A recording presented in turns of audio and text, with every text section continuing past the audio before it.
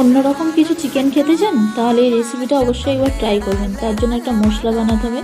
মিক্সচারে পেঁয়াজ, আদা, রসুন, কাঁচা লঙ্কা, ধনেপাতা আর কয়েকটা কাজু পরিমাণ মতো নিয়ে বেটে নেব।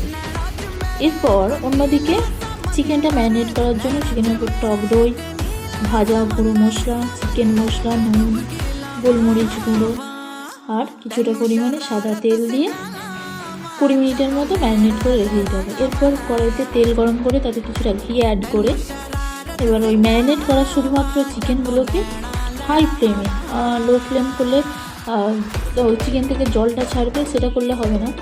হাই ফ্লেমে পুরোপুরি ম্যারিনেটেড যে চিকেনটা ছিল সেটাকে খুব ভালোভাবে 5 থেকে 7 মিনিট খুব ভালোভাবে নেড়ে নিয়ে ভেজে নিতে হবে।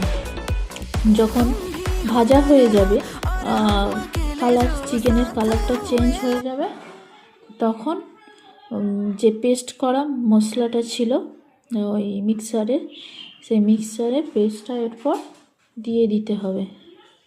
দিয়ে কিছুটা পরিমাণে নাড়তে হবে, নেড়ে জল আমরা দেবো না, ঢাকনা দিয়ে দিয়ে এরপর থেকে আমরা বারবার নেড়ে নেড়ে এটাকে দেখলেই দেখবেন চিকেনটা সিদ্ধ হয়ে গেছে।